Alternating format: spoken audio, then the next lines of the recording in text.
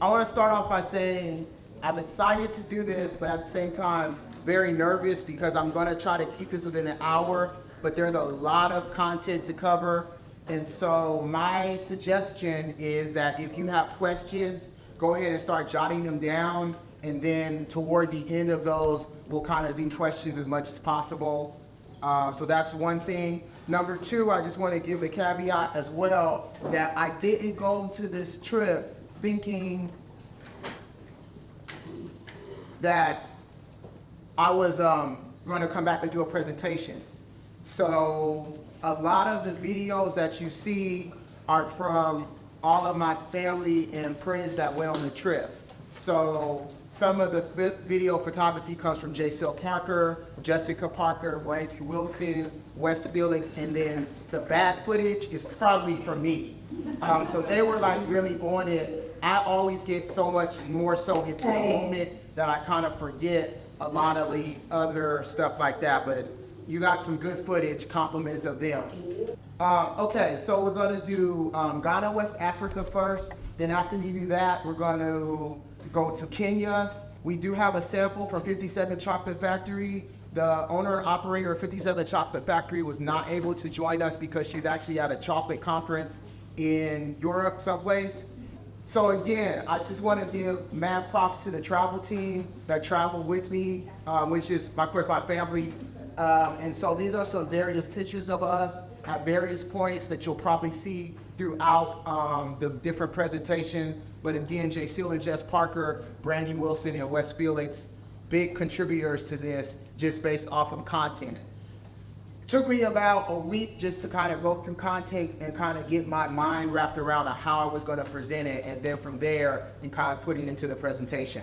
So a little bit about the travel background. My first time in Africa was in '98. So when I went in 2023, that was my 25-year kind of like anniversary of going. And so we went back in 2023 to celebrate my cousin's 40th birthday. And so we really started the bulk of this planning in the summer of 2023, and it's kind of just flourished from there. This is my first time on a safari and my first time to East Africa. Yellow fever vaccine is required as well as malaria pills, and so we did that. I think the malaria pill treatment starts maybe 1 day before and then 7 days after. And I think the yellow fever vaccine you may have to get maybe 30 days before. The cool thing about the yellow fever, just to let you know if you're ever thinking about going to Ghana or any place that requires yellow fever, Dallas County or Texarkana, and I don't even think Shreveport offers the vaccine. So I actually got the vaccine in DC. I was over in DC for a conference, and it just, the Lord worked it out to where the vaccine place was like literally 5 blocks away, and so I was able to get that. There's also a visa required to get into both Ghana and Kenya. So you also want to kind of keep that in mind. And then again, we're going to all of these different places at different points. Also, a number of the presentation places that we actually went to and the stuff that we experienced in Ghana, primarily it was all Black owned, and a lot of the places we went to also were Black women owned. And so that was kind of done intentionally for the trip as well. Case in point, 57 Chocolate Factory, case in point, Monica. I can go on and on about the different places that we went. Some of the other things that I want to tell you, some of the museums, we did not cover in this presentation, but again, depending on how interested you are in this, I can kind of go into greater detail as we kind of move forward. All right, so here's my travel timeline. I left Texarkana on Saturday, October 7th at 4 p.m. after doing the SAT administration and after traveling that week to a student success conference. So we left on Saturday, or I left on Saturday, then landed in JFK around 11:55 p.m. Went to my cousin's apartment, got there probably around 1 a.m., we went to sleep, and then the next day is when we left. The next night, actually, we left to go to Accra, Ghana. And so we got there about 2:15 p.m. on that Monday. It would have been Monday there, and we were 7 days in Ghana. From there, we went to Kenya. So we left for Kenya, that would have been the 16th, which was a Monday. And so we landed in Nairobi, Kenya, stayed overnight there, and then the next day is when we went to the Maasai Mara Maasai Mara Gaming Drive, or to the safari. And then we ended the week on the 20th, and I got back here Saturday night with all the time change. So big trip. That's kind of like the timeline. Also, case in point, you want to keep in contact with the different time zones. So right now, Emmanuel is in Ghana. He's on the Zoom call. It's 6 p.m. his time, or actually 6:10 his time.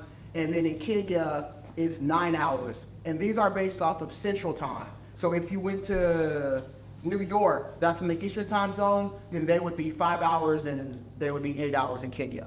All right, so I was like, yesterday, I just added this slide in. I was like, I probably need to know a little something about Africa, not just going to Ghana and Kenya. So Africa is the second largest continent, 54 countries in Africa. The population in all of Africa is about 1.26 million people. Largest city is Lagos, which would be in Nigeria, right? Evidence, yeah. And then this is the area that it covers. Africa makes 70% of the world's cocoa beans. You will get some of those in the chocolate that we have for you to sample. And then the world's longest river is also in Africa, which is the Nile River. So now let's go to Ghana. And this is a map of Ghana. Ghana gained independence from British or colony rule back on March 6, 1957. Population is about 28 million. They have the largest open air single market, speaks 80 different languages. Money is called CD. We have examples of the CD over there. Capital is Accra. If I say Accra, Ghana means warrior king, and Ghana is in West Africa. So again, I did West Africa, and then we went from West Africa to East Africa. All right, so this is kind of like the synopsis of my travel vlog from Ghana.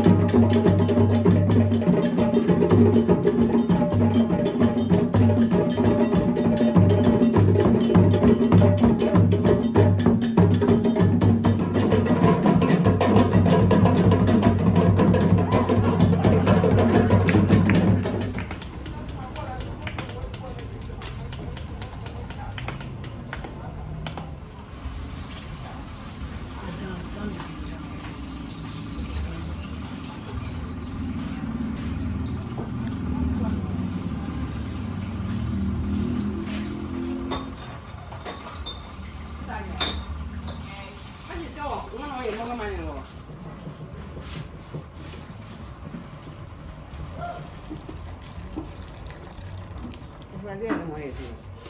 And then, what do you put these on? It's on here, you can hear it like that. You put it in.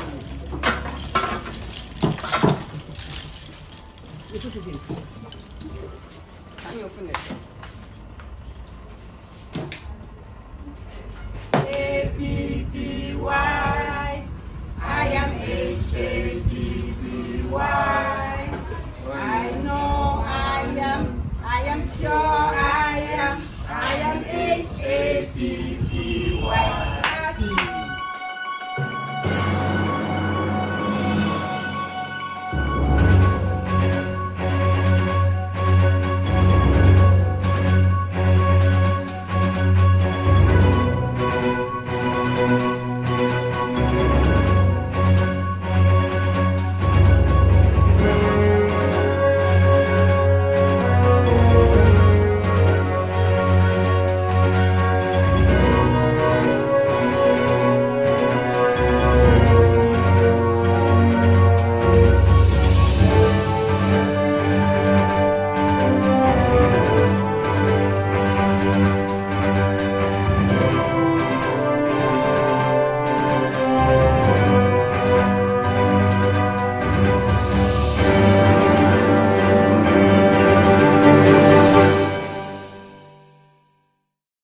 So we purposely ended on slavery because I wanted to spend a couple of minutes on the dungeons, for lack of a better term. They were called castles, but they really were dungeons. And they were built from 1482 to about 1786. The number of people that were enslaved is kind of difficult to kind of be able to kind of grasp and tell. Some say 12 million, some say 10 million. I know one thing, that the same stench that I smelled 25 years ago are still running rampant in those dungeons. It's smell of feces, menstruation, urine, death, hunger, starvation, all of that is actually inside of those dungeons. And the reality is slavery actually did not start by Europeans. It actually kind of started by Africans, which then kind of elevated itself out to where it was, to where Europeans kind of came over and did what they did. And so the two castles that we went to, Portuguese, Dutch, and British run. And so as time went on, a new set of owners, for lack of a better term, came on and took over, and then it went to the British, and they, I believe, were the last that kind of had their way.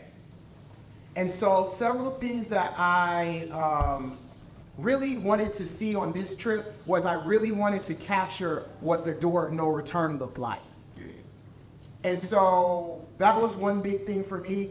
But those dungeons were a place of terror, death, and darkness. Remember we talked a little bit earlier about 80 languages. And so imagine taking people all the way as far as Benin. And so you went there to Togo, all the way to this area here. There were no airplanes, there were no cargo. So either you got on a ship or they actually walked the slaves from the other area to the dungeons, to those castles. They say there were about at least 40 built during that time. And so the history is not sketchy because the history still shows us that these places exist.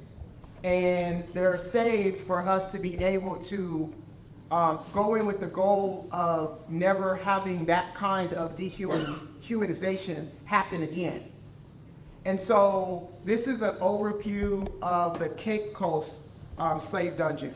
This was the first one that we went to. This is the one that the Obamas visited. So there's an Obama statue there, and there's also a Zeta plaque there because they have a library actually at this particular castle. And if you look inside, there's 3 windows. And this right here, it really can't see with the graphic, but that's the bottom. And sometimes species would be as high as 4 or 5 feet. And you're living in your waste. till they come and get you and take you out for a physical or for recreational activity, so that from your recreational activity, we can kind of figure out who's going to get us the most money. Now, this was a new one for me. This one is the Elmina Castle. So this is the second one, which is also called, I think, the St. George's Castle. And so notice this little thing right here. That was a water hole. And this was also considered the women's area. And so up top was the governor's quarters. And the governor's quarters were probably at least 500 square feet. I mean, it was big, it was large. He had a massive area to be able to govern. But, you know, sometimes he had needs. And so they would parade all the women in this area right here, and he would pick and choose which woman he was going to sleep with that night. And he would bring them up from this trap door through these stairs to his area. The reason why the water thing is so apparent is because the only time that you can clean me and bathe me is when you're ready to, for lack of a better word, rape me. Because they weren't saying, hey, I want to sleep with you. No, they had to do that because they were made to do that. And so that was the hole where the workers would wash them off, and then that night they would come up through his door, go up those stairs, he would have their way. And I don't know if you looked at the video, but the last scene that we looked at was this open area. And so many of the women got pregnant. And so when they got pregnant, sometimes they weren't really able to travel them. And so they had to have housing for them until the baby was born, until the baby got older, and then they would do whatever they were going to do with the baby and the woman. Remember, these men had wives hundreds of thousands of miles away. They were good men. You know, they read their Bible. They prayed. In fact, on many tops of the slave castles, there are actually churches, because we went to church on Sunday. But we also raped and killed and dehumanized people and took them out of their land for some money. And so regardless of whatever you think, we all have the same impact as it relates to this. And this is the door of no return. And notice how low it was. My friend Jay Seal is probably about 6'5", and so he's literally crawling down in these hot, humid, this is water, but not water coming in, it's just the humidity of being in there. Same thing 25 years ago, except for I was just younger and dumber. This one I was a lot more wiser and to be able to really figure out what it meant. This right here was also, you see my face is kind of like this, so this was one of the prisons that they had on the higher end of the castle, and so the door next to it was for some of the men who may have had a little too much to drink that night, and so they put them in like a tank to kind of cool off. They had multiple windows. I think there was a bathroom in there or an area for them to go. Our little area, again, the door was so low, it was unable to breathe. You know, they closed us in. And so the claustrophobicness of being in there with we had another group on this one, probably about 15 or 20 people inside of this room with the door closed. And in this case, we could get out. But imagine the people who couldn't get out. So just remember that, 10 million plus slaves there. If you ever have the opportunity to go, like I want to go to Africa, where do I start? My advice is don't go on a safari. That's nice. It's nice to see the animals, but you got to go back to the roots. And that door means so much to me because even though they went through that door, it was also a thing of perseverance, of willpower, determination, a don't quit. Many women gave birth over in the boats, and they were trying as much as they could to throw their babies overseas, over into the ocean because they knew they didn't want this life for them. So that's all we got on that. So we moved from there, and you know, Emmanuel had it so well worked out. So we did Cape Coast on Thursday and Friday, and then on that Saturday we did the cooking demonstration. So we kind of brought it back up because you really have to have some time to process the slave dungeons. And so that was just a nice trip. So we left Emmanuel on Monday, and we then headed to Kenya. This is a little bit of information about Kenya, population 54 million. vast wildlife conservation, 43 ranges, capital is Nairobi. I did not get to spend as much time in Kenya as I would have liked, but you will get some aerial views of that because our main thing for this part of the trip was the safari. So this is the actual camp area that we went to on the safari. We did see the big five. We saw all five. And that's compliments, of course, to my cousin. So we sat in you'll see the safari car. Me and him sat in the kind of the back. And so, you know, you get a lot of time to conversate and talk because you didn't see animals every time. And so one of the things that he kind of was talking to me about was he was kind of apprehensive about going to this area because it's overpopulated with people on safari. It's kind of like this is the one you go to if it's your first one or something. So what he did was he went out and contracted the best safari guide that was known to mankind. And so while the safari area was kind of sort of big, busy with other people out there, we always got to the scene first. And so that's how we were able to get the big five, thanks to Mr. Jackson, who was just phenomenal, who, by the way, owns his own safari camp. And so the Tangular Mara camp is owned by Mr. Jackson. I'm not going to produce his last name, but he has a picture on here as well, so you can kind of see him. Also, hunting is illegal. Okay, so that's one of the ways that they're able to keep the animals safe, and then also ranger patrol. And so what happens when you go out on a game drive is sometimes they'll already know that there's a leopard sighting or there's a lion sighting, and then the patrol ranger will kind of sit out a little ways to make sure that nobody's doing anything that's going to harm the animal or endanger them in their natural habitat. Okay, so strict control over vehicle number, all of that. You have to enter and exit. They know who's in there at all times.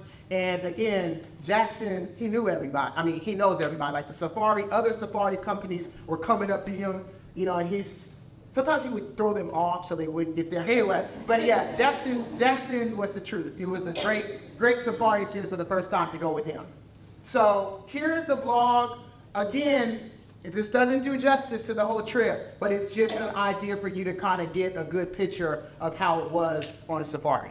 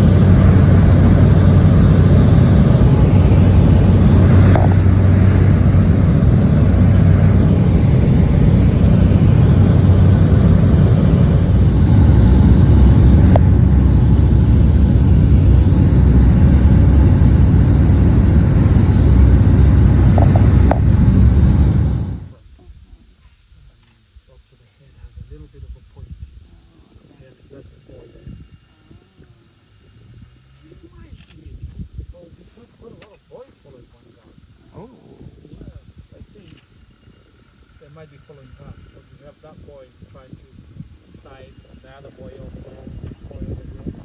I think she is.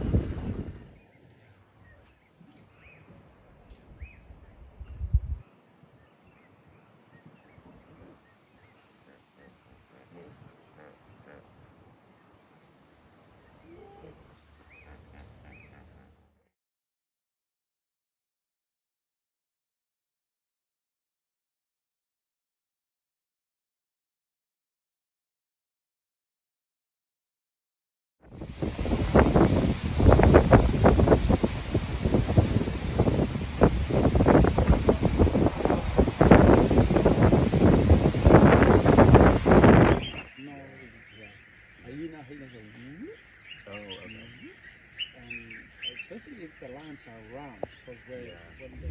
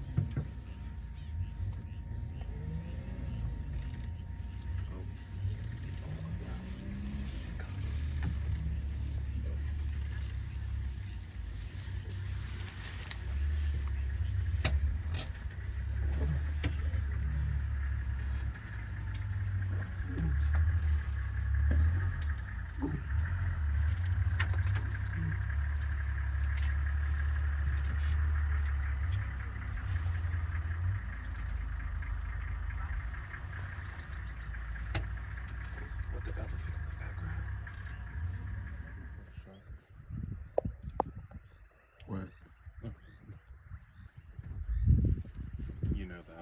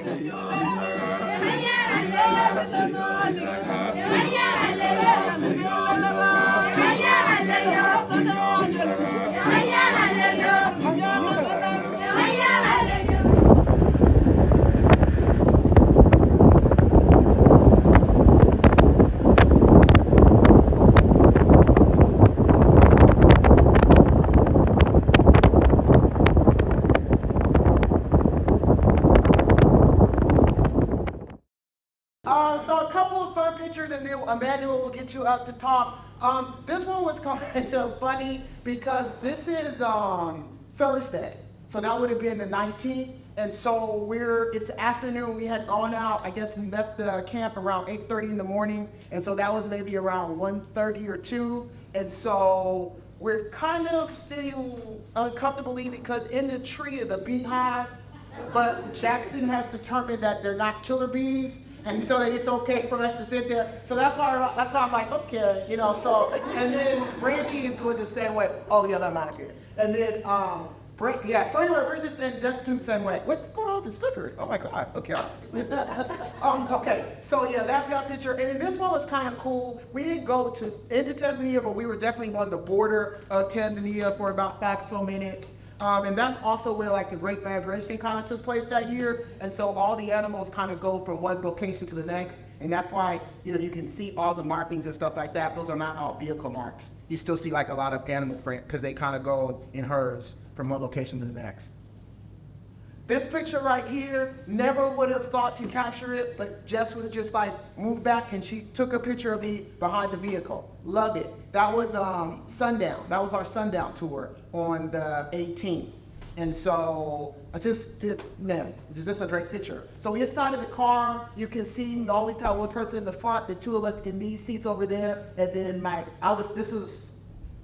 this was my seat, and then that was my cousin's seat for the most part. And then there they have like a cooler of water and beans that you have there. And then this one is another iconic picture because the car had actually broken down. We had just captured that lion picture, and so Jackson had to call health to kind of get the vehicle out in the dirt ditch. And so we're actually in the elements, and that you can see there's some animals over there. So I'm like, okay, get the vehicle on. But anyway. And then this is another iconic picture that Jay Seal just captured. I'm always like, where was Jay Seal? Where is Jay Seal? And so he captured this moment of me leaving Ghana, going to Kenya. Isn't that, that's me. And it's just, I like that picture too. This, of course, was the end of what was a phenomenal 2-week trip. And so that's all of us with Jackson. And then this one, my cousin captured of me outside of the vehicle taking a picture. So the lion that you saw in the video, he had a wife and then he had 3 kids. And so I think this is us just coming on the scene. And so his kids are behind the bushes. Lions normally eat early in the morning. So by 8, 9 o'clock, they're kind of like winding down and sleepy. So that's why the kids were coming in the bushes. And then of course that door no return will also be for them to put into my house. But those are kind of the top pictures that I really kind of like. Okay, real fast on 57 chocolate. You will be able to sample that. We have some demos up there, and then that will have us in the back as you guys exit out. 57 chocolate is an African women-owned luxury chocolate. It's called 57 chocolate in honor of when Ghana got its independence. Okay, founded by 2 sisters. The sisters actually went to college here in the United States and then went back over to kind of work at home. And so she kind of empowered us. We went there on a Sunday on October 15th, and one of the things that Kimberly talked to us about was the importance of giving back, to our country of home roots. And, really being able to do that in a meaningful way. And for her, it started this chocolate factory to where she can really show the Ghanaian youth entrepreneurial spirit of what it looks like to use the resources from your own environment to have business and building. All right, so that's 57 chocolate. If you scan the QR code right there, we'll take you to the website. Listen, we may not have enough chocolate for everybody to sample at the end, and so I would be delighted to put in another chocolate order. Just kind of email me or whatever. We kind of get that going.